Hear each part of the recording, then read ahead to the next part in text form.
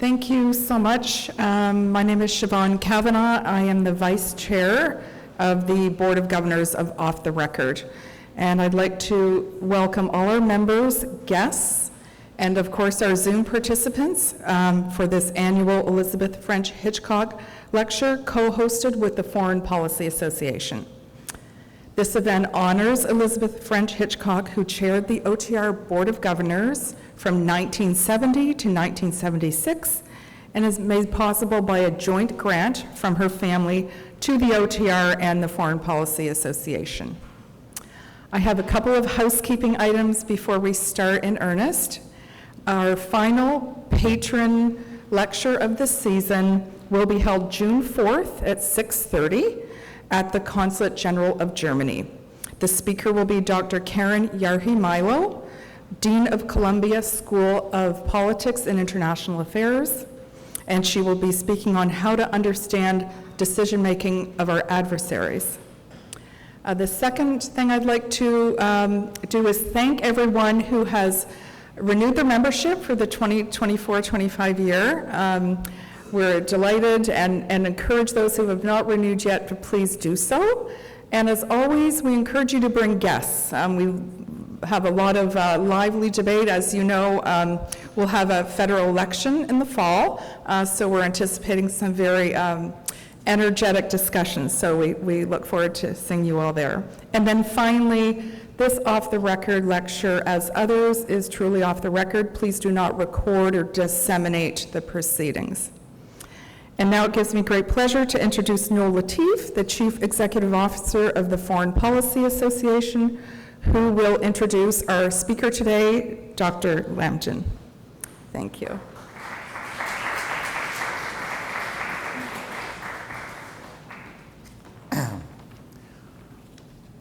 I'd like to join Siobhan in welcoming you to this year's Elizabeth French Hitchcock Lecture with Dr. David Lampton.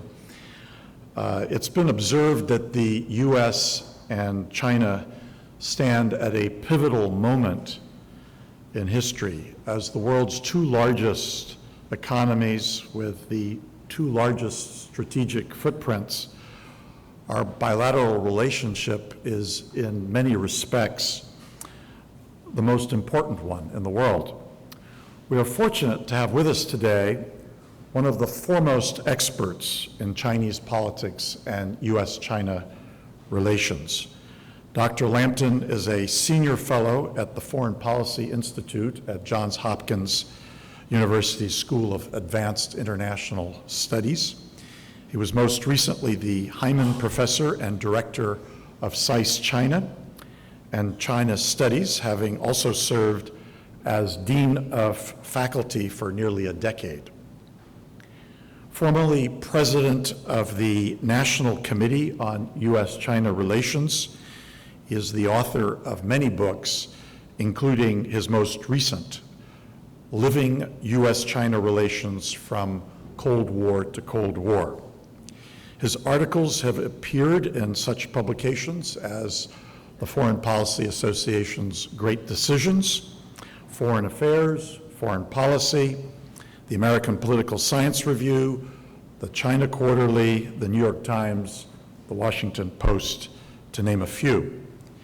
It gives me great pleasure to invite Dr. Lampton to deliver this year's Elizabeth French Hitchcock Lecture.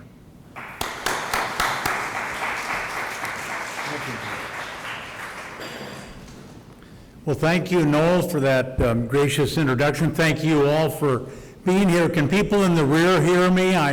If somehow I trail off or get away from the microphone, just give me a thumbs down and I'll escalate the volume, because there's no point in talking if people can't hear. So anyway, once again, very glad to be here, and I know that many of you have had to deal with transportation and meteorological issues today, so doubly thank you for being here. It's a great honor to speak for the Foreign Policy Association and the Off the Record lecture series, and I'm particularly honored to be speaking on the occasion of the Elizabeth French Hitchcock Lecture. So I'm feeling honored in all regards, and thank you very much. I think the first thing to say is there's a context for U.S.-China relations as big and important as it is. And that bigger context shapes U.S.-China relations as well as our bilateral relationship, having an effect on what you might call other major world events. Right now, I think we're living through a convergence of events that's really unparalleled and in danger of exceeding the bandwidth of our national leaders to deal with so many major events of such scale and complexity all at the same time. So I think we're facing a kind of government decision bandwidth problem. And what are some of the things contributing to that? Of course, we have the ongoing, and I would say almost unfathomable violence in the Middle East. And China and the United States are interacting in the context of that, and I might say not very satisfactorily. In my view, an opportunity lost, but we might want to, in our Q&A, talk about that. There's war in the heart of Europe. Remember, Nixon went to China to drive a wedge between China and Russia, and now, all these years later, decades after Nixon went to China in '72, we are now in the position of pushing Russia and China together again, undoing, in a sense, and I'm not, by putting that phraseology, meaning to blame us. I'm just simply saying the big power puzzle pieces that we tried to make sure no coalition of Russia and China dominated the Eurasian landmass, we now are seeing that coalition come back together. That should be deeply worrisome. And if you want to know how it's worrisome, look at the lack of cooperation between China and the United States with respect to Ukraine. For many years, China's basic position was the sovereignty of international borders, and clearly Russia violated Ukraine's sovereign borders, and the Chinese have not denounced that effort. And our big ongoing fear, if you talk to the U.S. government, is that China will soon, or may already have begun, to provide lethal military aid to the Russians. And of course, that is tantamount to supporting conflict in the heart of Europe. And then you have to ask, why is China doing that? So there's another big context for our relationship. Also, we see, if you think back to the first axis of evil, it was Iran, Iraq, and North Korea. Well, now the current in the U.S. Congress and other popular discourse is the new axis of evil, which is China, Iran, North Korea, and Russia. So we have that kind of context for all of this. We also have the South China Sea and Taiwan as a main, and Taiwan just had its election. They elected somebody who is deeply disconcerting to Beijing. If you look at the New York Times today, you'll find a map of Taiwan surrounded by various military forces of China. I'm not predicting we're going to have a conflict there now or anytime soon, but it's deeply worrisome, and if it's worrisome to us, you can imagine it's worrisome to the people of Taiwan and other areas and countries bordering on the South China Sea. So certainly we have that. There's all the uncertainty now in our own domestic governance. And what are going to be the principles of American foreign policy after our election?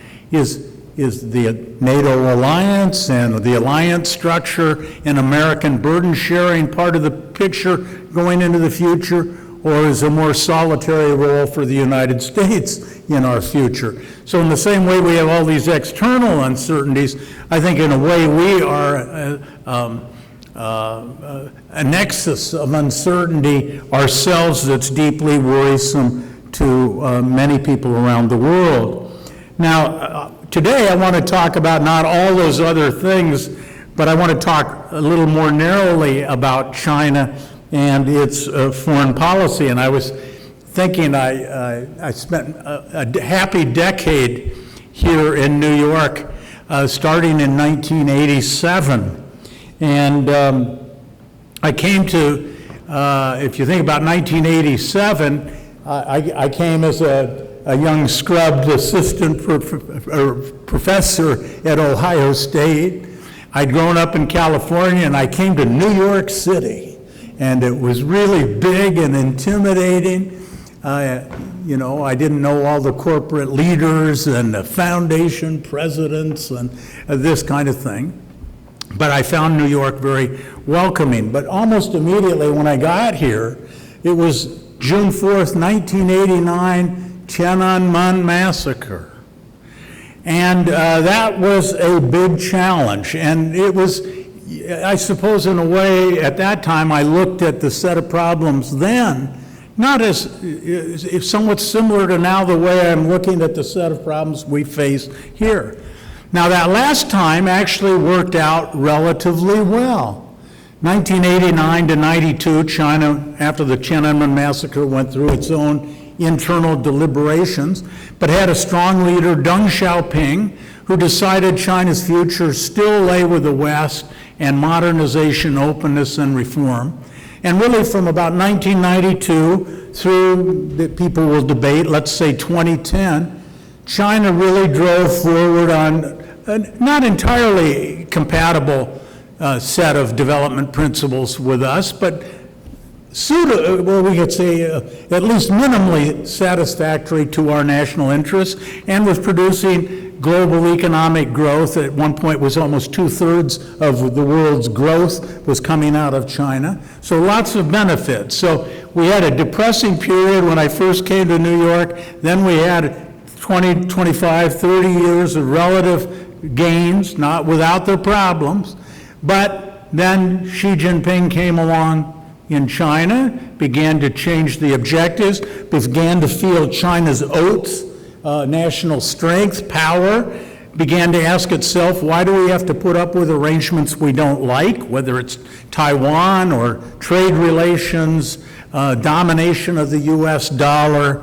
You know, as China got stronger and had a different leader with a different objective, began to question the rules of the road as we had developed them, or thought we had developed them post-World War II. So what I can say is, sometimes in U.S.-China relations you have really dark periods, and then the sun comes up, and the last time this happened, the sun was up for 30 or 40 years. But the sun's no longer up, and the question is, how long, and it could be measured in decades, will we face increasing problems with China, and what are going to be the consequences of those problems?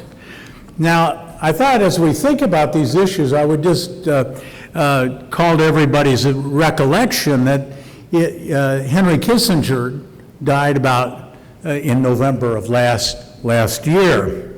And over the years, from time to time, I was able to interact with him. He was active in the kind of organizations I led or was active in, and so on. And I've often thought, what kind of advice might he have? You may remember, before he died at having turned about 100. He went to China in a very frail condition in, I think it was July of 2023, and his purpose was to rekindle U.S.-China dialogue, which happened, and President Biden and Xi Jinping got together in San Francisco, and there was quite a bit of hope that coming out of that meeting in San Francisco, we would renew dialogue and begin to get our hands around managing all the issues that are between us. Well, wish as we might, I don't think we are talking a little more with the Chinese, but I don't think we're making any progress. I think the underlying trajectory of our relations in most areas, in most important areas, is negative. But I think Kissinger would probably tell us a couple of things. First of all, we have to deal with China as we find it. We can't deal with China as we wish it were. Now, there's plenty of room for debate about what's the real face of China? Is it strong? Is it weak? Is it malevolent? Or is it just insecure?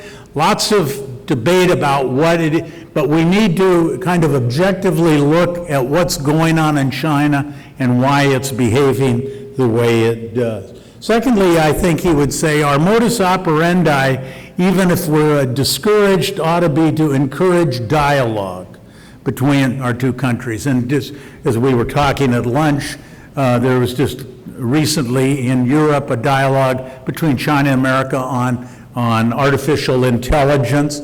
Our two militaries are now talking more to each other, although I don't think the content of the talk is particularly enlightening as far as the U.S. military is concerned. So something has happened, but the trend is basically has not changed.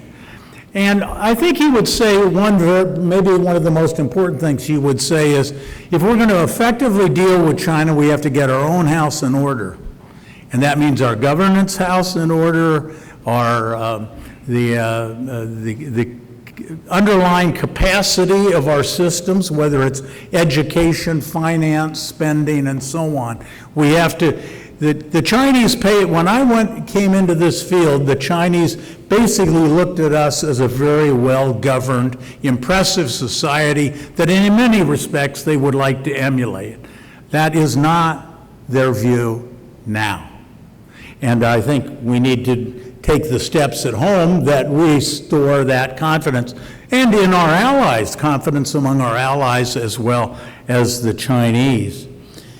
Now, just last week I was in Bangkok at a conference that the Asia Foundation held, and it brought together Chinese people from around Southeast Asia and a few Americans, about 20 people, to talk about how we could cooperate. The we being, how can the United States and China cooperate so we don't damage all the smaller countries in Southeast Asia? That was certainly there. And it's part of an effort. The Chinese are, I'd say, engaging now in a charm offensive. China thinks and is trying to present a likable face. But what was remarkable is how tone deaf their message in Asia was. I don't think it reassured everybody. And let me just, this is my characterization, 3 points that sort of embraced how China's projecting itself. And it's off-putting, to put it mildly, to the United States, but deeply troubling to the smaller countries all around China's periphery. And it gives you some insight in how do the Chinese view what we are doing. No matter how benign we think our intentions and actions are, I can assure you the Chinese do not see our activities as benign. The first thing, their major point was, as the Americans keep sticking the stick into the cage of the tiger and provoking us, and we're not going to put up with that any longer. China will act. Point one. Secondly, China will not be a victim. We will not be lambs to the slaughter. That was the phraseology. And what did they have in mind? Well, I don't know everything they had in mind, but they certainly have the idea that the U.S. is building alliances and quasi-alliances and increasing military capability in many of China's periphery areas, South China Sea, East China Sea, space, and so on. China is going to compete on all of those domains, and you can see they now have the world's biggest shipbuilding industry, the most ships in a navy, largest land army. The Chinese are serious. Now, I'm not saying we should be intimidated. I'm just saying we have to realize they see us as provocative, and they're building capacity, and they think what we are doing is aimed at holding them back economically. And the third thing, they were trying to be reassuring to the Southeast Asians in the room, saying, we don't want to force you to choose between America and China. That's not our purpose. But on a few issues, you better choose right. And right, would be maritime issues, presumably, be territorial issues with Japan, would be Taiwan. So net, the Chinese, they're worried, they're paying attention, they think we're provocative, they're acquiring capability, and they're laying out markers in Asia for U.S. foreign policy and the foreign policies of its neighbors.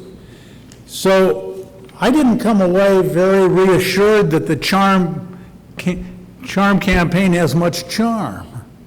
And it's certainly not going to, I think, arrest the drift in a number of areas.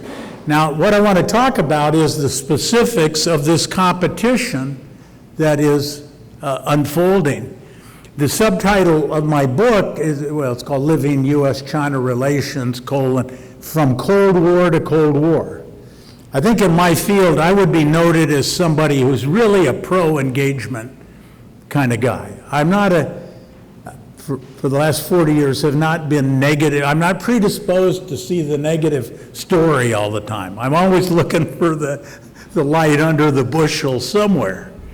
So when I say what I have to say in my book, it's called From Cold War to Cold War, it's because I actually believe it, not because I wish it were the circumstance.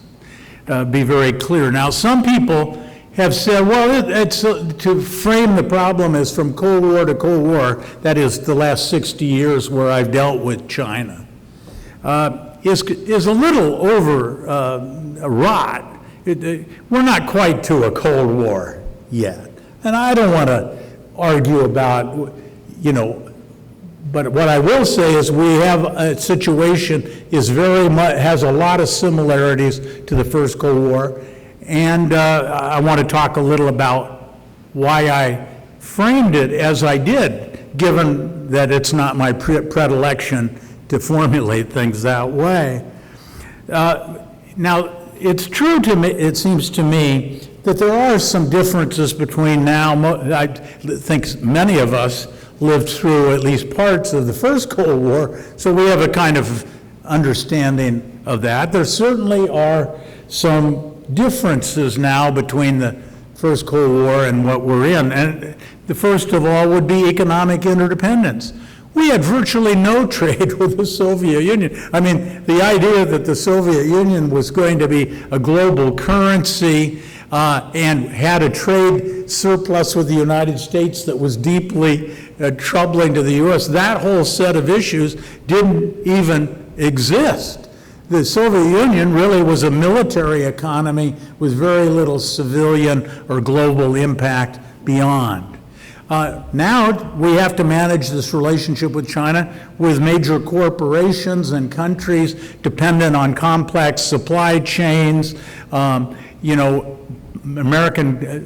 think you could say GM was saved in the global financial crisis by sales in China. That would have been unimaginable to think. So there's certainly the economics is pluses and minuses. It's not all one way.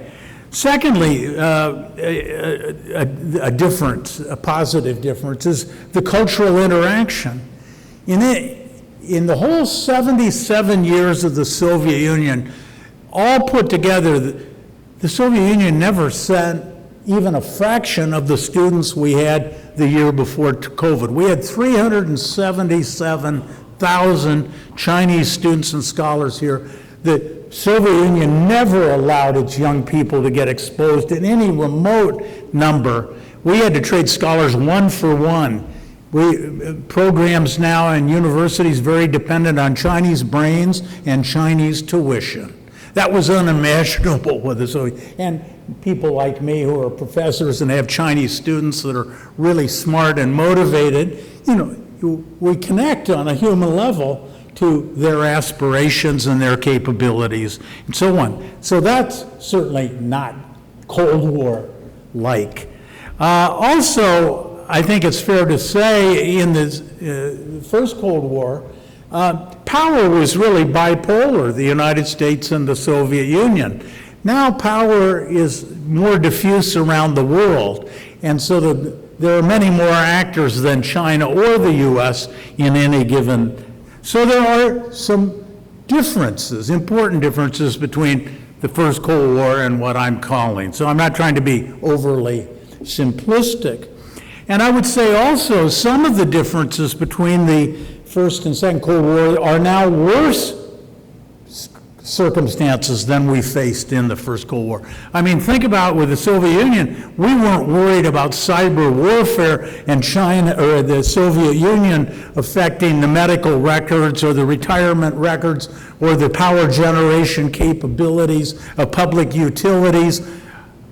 We weren't worried about that. We weren't worried about buying subway cars from the Soviet Union and that they would be with computers that could be remotely controlled from Moscow and that whole set of things. So just the whole cyber interconnectivity of the world, to me, that's almost a worse set of problems in many regards than we faced the last time around. Also AI. I mean, we're now looking at a world in which we can engage our military forces without human directionality.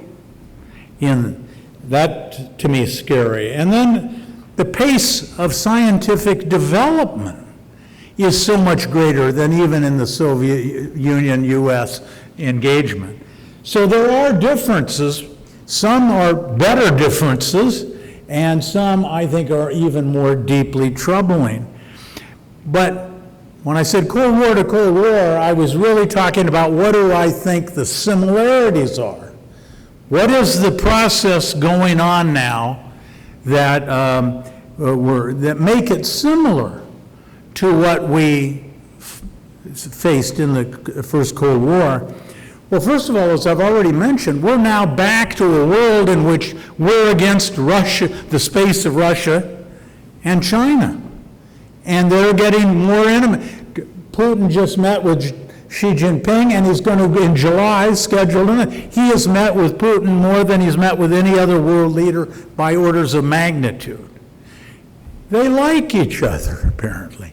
If they don't like each other personally, they at least, I guess, do geopolitically in terms of their similar interests as they define it.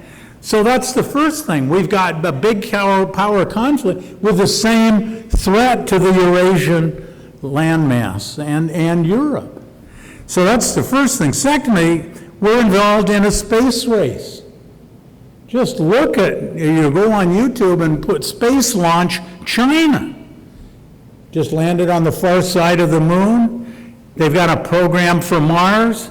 They've sent over a dozen people into space, not lost anybody that I believe that we know about in the effort. So they've got a tremendous space program underway, and it's not clear what they think about if you land on Mars, who owns it. We had space regulation early on where we didn't claim sovereignty for other planetary bodies. Is China going to agree to that set of rules? We don't know. We ought to try to, I think, preserve that norm, but it's not self-evident that it will work out that way. Certainly military budgets. I mean, just go to cold card cash. The Chinese military spending announced, and not everything's announced in China, was 8% up last year, or for this current year. And the U.S. military budget, and incidentally, there are military expenditures that are not in the defense item in our budget, so we can talk about who's spending how much and so forth, but we, last fiscal year, increased our defense spending 8%, 7 to 8%, and much of the rationale, if you read our strategic documents, is because China is the principal threat to our interests and our values over the long term.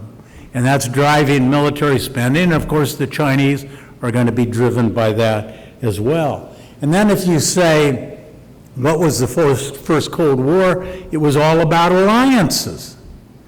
and us building NATO, and we had CETO, and we had CENTO, and I can't even remember all of the acronyms for alliances we had. But this same process is once again going on, with both countries enlisting countries in the region to get as intimate of security cooperation as possible.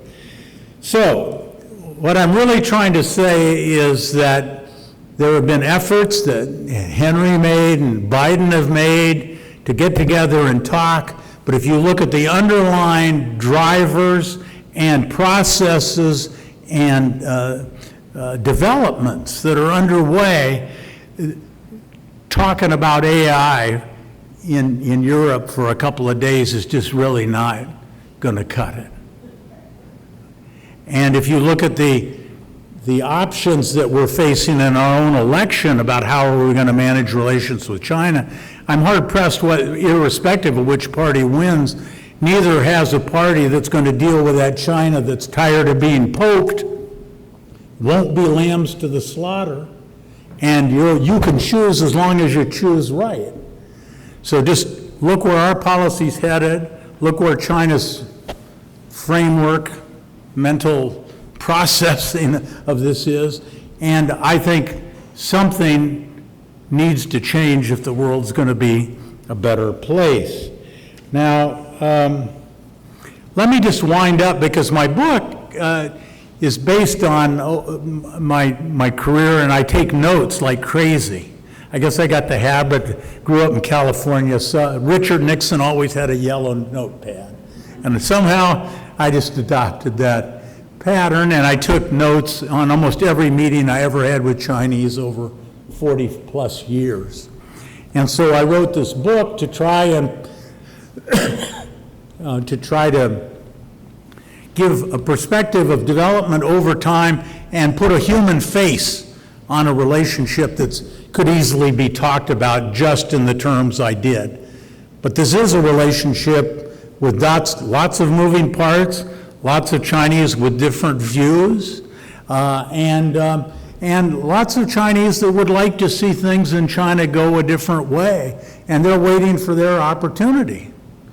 So I wanted to put a sort of human face on this relationship and multi-level, not just government to government, but society to society, whether it be religious groups and NGOs dealing with China or their groups dealing with us, whether it be county and provincial and mayors dealing with counterparts in the United States. I wanted to put a human face on it, and I just wanted to end by a couple of anecdotes. Anecdotes with real people that they don't solve the problem, but I think they put it in a more human face to it. The first was, my first trip to China was Mao had just died in September, I think it was September 9th, 1976, and he'd been China's leader, probably it would be fair to say, since 1935. So Chinese had never known a leader other than Mao Zedong for the most part. And I went with an American scientific group on steroid chemistry.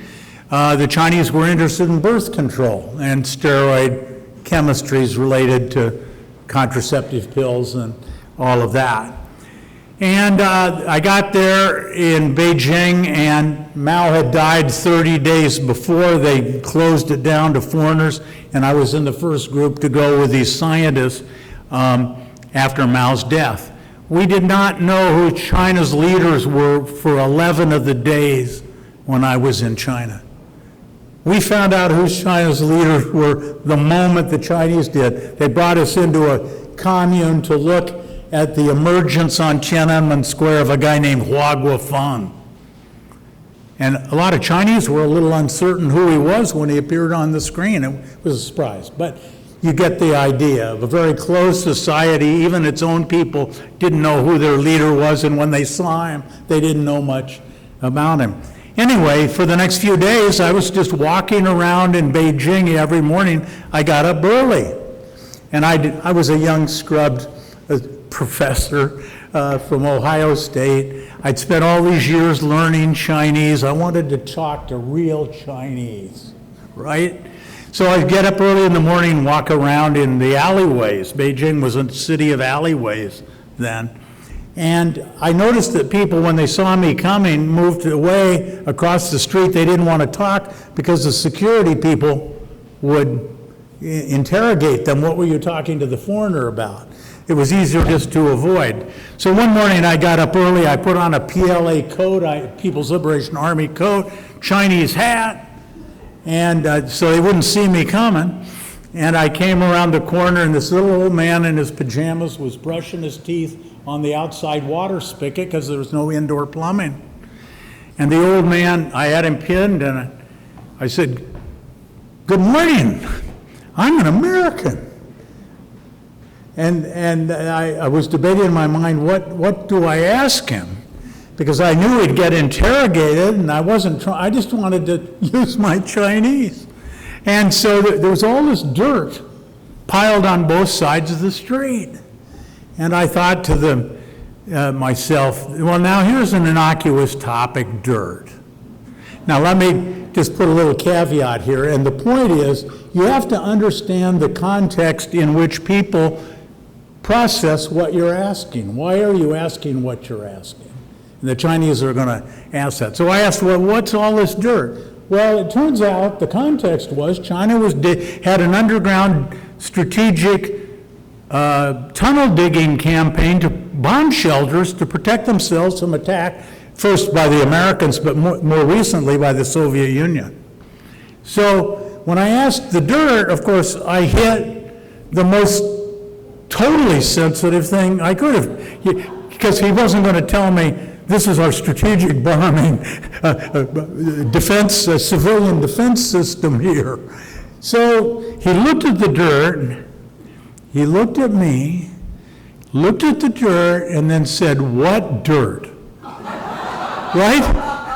And this has sort of been a metaphor for the last 50 years, right? You can't know how to interact with people if you don't know what's on their mind. And this is one of the things that most bothers me now is the level of exchange and honest dialogue is going down and down. And we're not going to understand how the Chinese are processing what they are.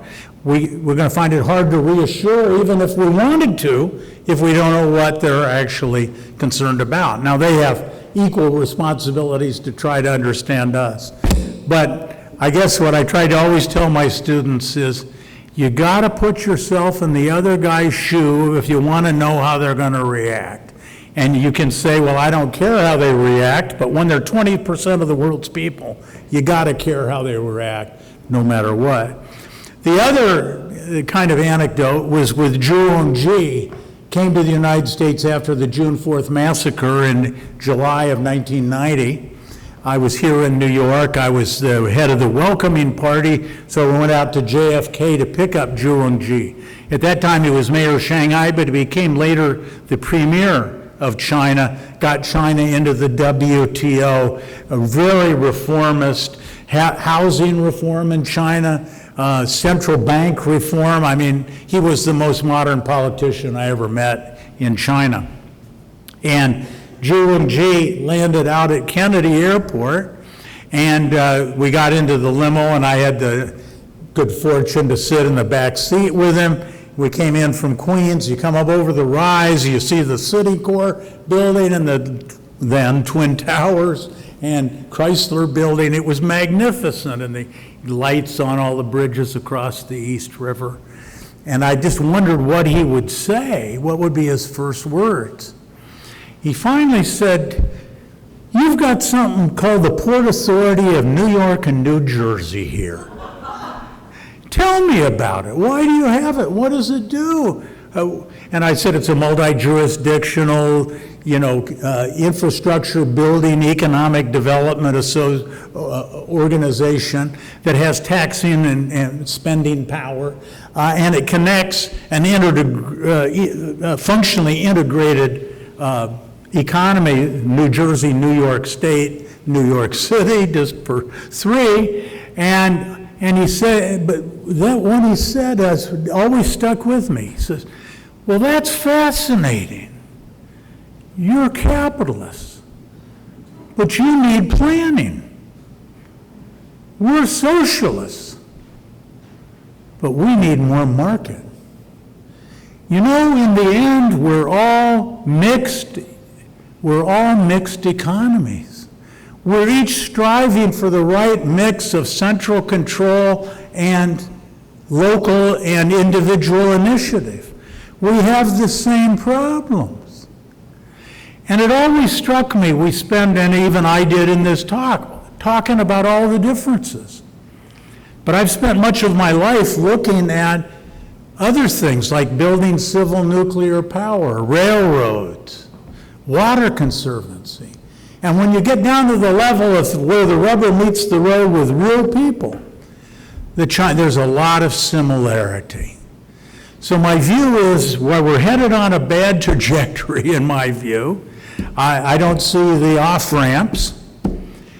Ultimately, we've got to begin to cooperate and recognize there are a lot of things we have in common with the Chinese. Now, easier said than done, but we've got to keep in mind macro trends, but also individuals and the many similarities we have.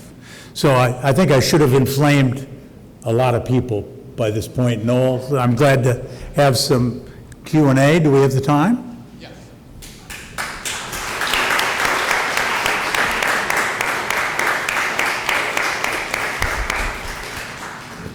Does anyone have any questions for our speaker? Yes, sir. Or am I supposed to choose?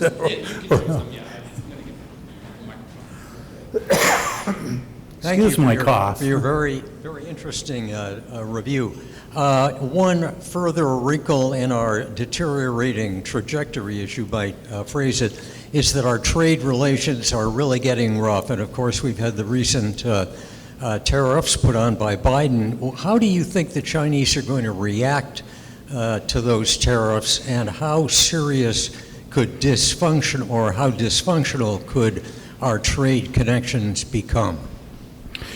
Well, first of all, I will answer your question directly.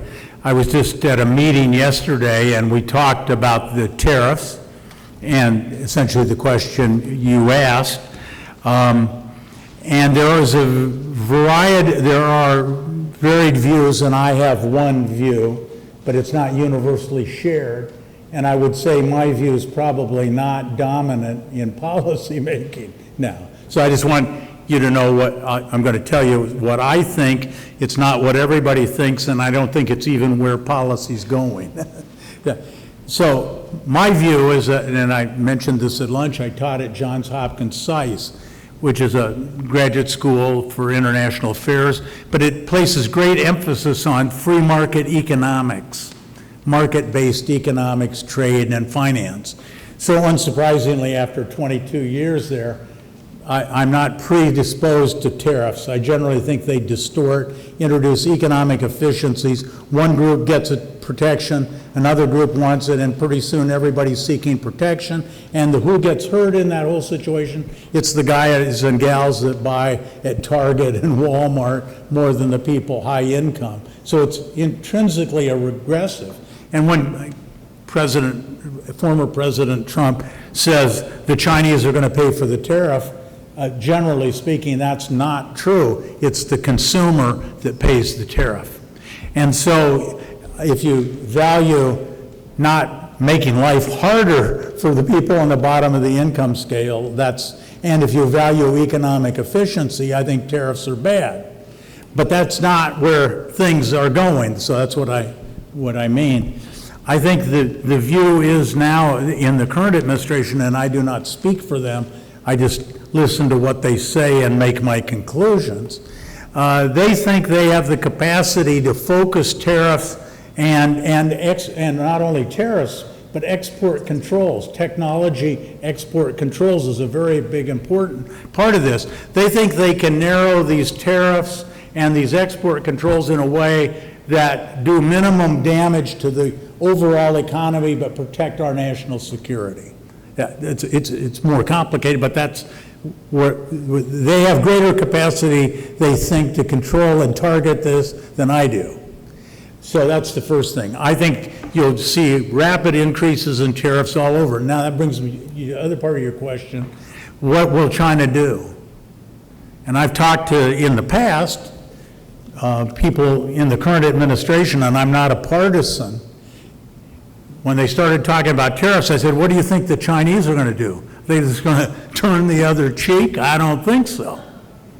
They will retaliate.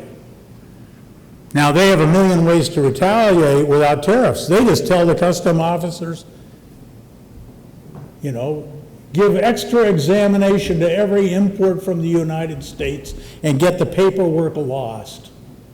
I mean, they got a million ways to throw a spanner in the wrench. Now, or a wrench into the works. So I think we will see retaliation. And of course, we're not really into the turn the other cheek mode either. Congress has a special committee on a select committee, standing committee on the People's Republic of China, alone.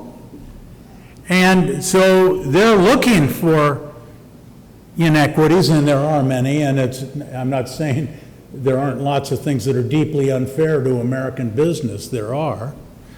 But the Chinese will retaliate, and we're not in the mode of turning the other cheek, because we have 535 entrepreneurs in Congress that are looking for votes, and, you know, China provides a real terrific target. So I think this is deeply troubling, because the one thing that held America together and China for the long engagement period was the commonality of business and economic interest. We might not like a lot of things they did, but on balance it served what we thought were our economic interests. It also created lots of unemployment and all sorts of supply chain dependencies, like during COVID we saw in the medical area and so on. So, but I think basically speaking, this is a very bad direction. Now, it's easy for me to say it's all worrisome and not economically efficient, but China does do things that are not in our interests, and it raises the question, how do we get their attention to change that? So I don't propose to have all of the answers, but I've got a pretty firm belief where we're going is going to be bad for everybody. Is that responsive? Thank you, Dr. Lampton. We have a question from Zoom for you. This one is from Dana Steele. Xi Jinping is an aging leader. Will a transition to a new leader in China's Communist Party be seamless? Just make sure I heard it. Xi Jinping is an aging leader, and what is the succession plan? Essentially, yes. Yeah. Well, that's funny. Let me just take a. I got asked. I had an interview with the South China Morning Post, fairly extensive, and I was surprised actually at the cogency of the questions, and that the questions themselves betrayed a worry that the Chinese themselves had. And the question was, do you think China has a succession plan? And if you think about it, this is now, the South China Morning Post is the sort of flagship global newspaper in Hong Kong, under some sway, if not quite a lot of sway, from the propaganda department of the People's Republic of China. And so you have a Chinese entity asking a foreigner, do you think we have a succession plan? And in order to agree to do the interview, I said, you've got to print my answers. And they did, which tells me there are people that are worried about that and wanted the world to comment. And I said, if you have to ask me, do we have a succession plan, we don't have a succession plan. Because a succession plan is only good if everybody recognizes what the procedures are. I mean, go no further than January 6th, or January, right? So if you can't assure people what is the duly constituted way in which you move peacefully from one leader to the next. You have de facto said this is going to be a bare-knuckle struggle when the time comes. And nobody knows what combination of mortality, political risk will produce a succession need. So what I would say is the Chinese are worried about this. The Chinese, just to give you an example, every 5 years they have a party congress, and in between, every year they, on a pretty regular schedule, have a meeting of the Central Committee called a plenum. And the middle plenum in the 5-year cycle is the third plenum, and it usually goes by clockwork, and the major decisions and adjustments in policy are made. China didn't announce why it wasn't convening its plenum for about 6 months late. I mean, here is the major political action of a year, and not only that, your defense minister disappears and your foreign minister disappears. So this looking pretty shaky. Now, you see every signal you see is she is in charge. He's in charge of every interagency committee and commission in China. Used to be the different Politburo members had different areas of responsibility. So this guy's really important. But the mechanism doesn't seem to be working right, and people are asking, well, what happens if he drops dead or whatever could befall a national leader?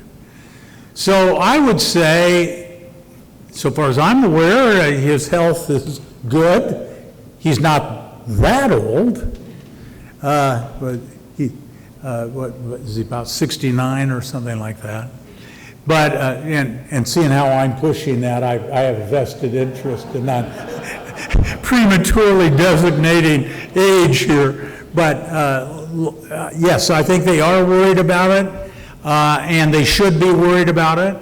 And it suggests to us that the degree to which we have these problems, we better get it cleaned up in a big hurry.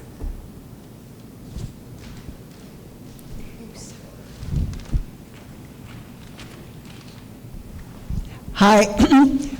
If memory serve, and memory may not serve very well, in Kissinger's book on China, he made the point that China was the biggest person in its room, but it basically never went to war to enforce that. It somehow... It basically what? Never went to war to enforce it. It was all done in subtle ways. If I got that right, yeah. What will they do to take over Taiwan? Will they go to war to take over Taiwan if they wanted to, or will they do other things? Well, they are doing other things. And will they succeed in taking over Taiwan?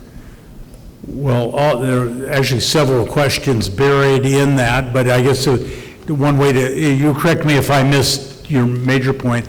One is that, of course, the Chinese are fond of saying, we don't go to war, right? Well, just on that situation, the Chinese Academy of Military Sciences, I have in Chinese on my wall, bookshelf, it's called Chinese Strategy in War.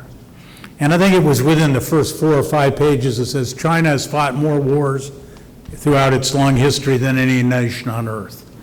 And the guy went into great detail. Now, what is a war, and all wars equal, and so on. I don't want to get into it.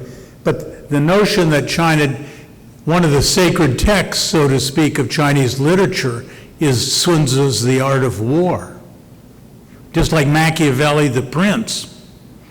So I don't take the Chinese to be any worse in terms of being warlike, but I don't elevate them to some great moral superiority in the absence of war in their history. You can't understand what's happened in China without reference to internal war, just in the 20th century.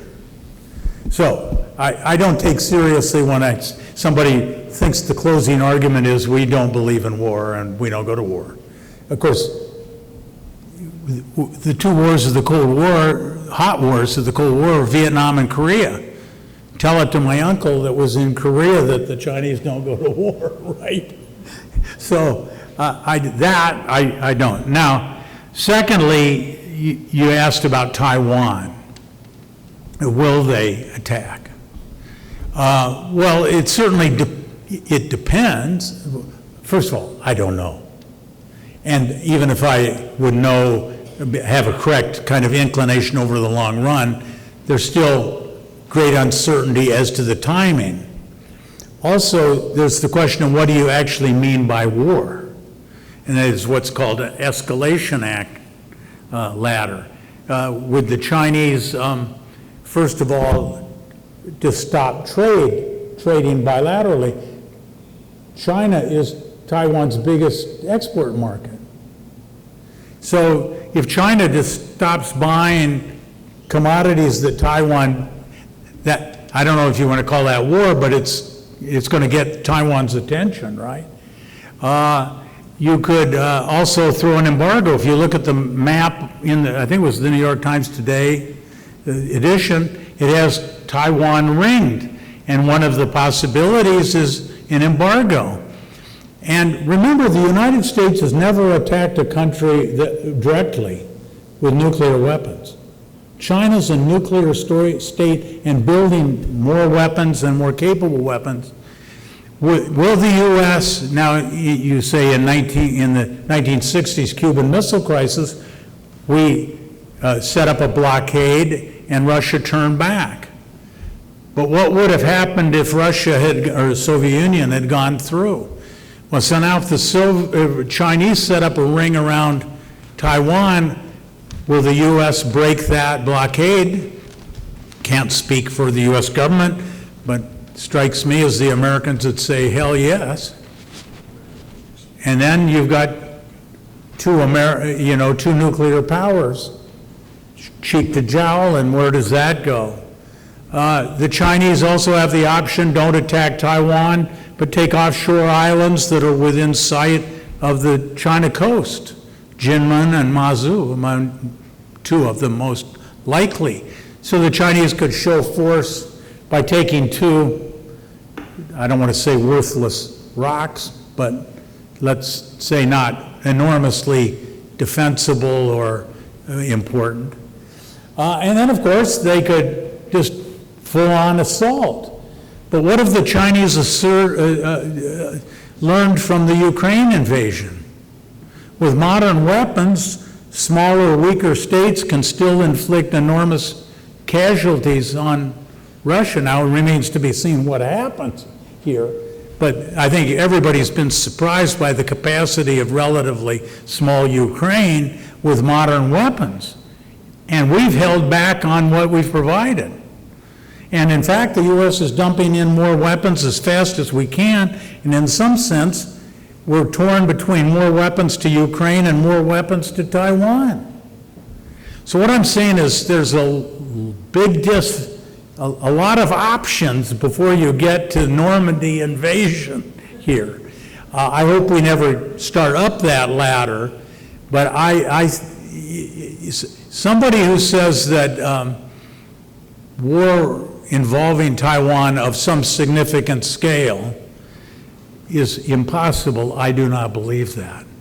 I think it has to be carefully managed, and quite frankly, in my personal view, we are being excessively provocative on Taiwan because no Chinese leader can write Taiwan off and say, to get along with the Americans, let's cave on Taiwan. That is a non-starter. So you're trying to get me off stage here. Well, Dr. Lampton, thank you for sharing your insights with us. Dr. Lampton's fascinating book is for sale in the back of the room, Living U.S.-China Relations. Thanks. Thank you again.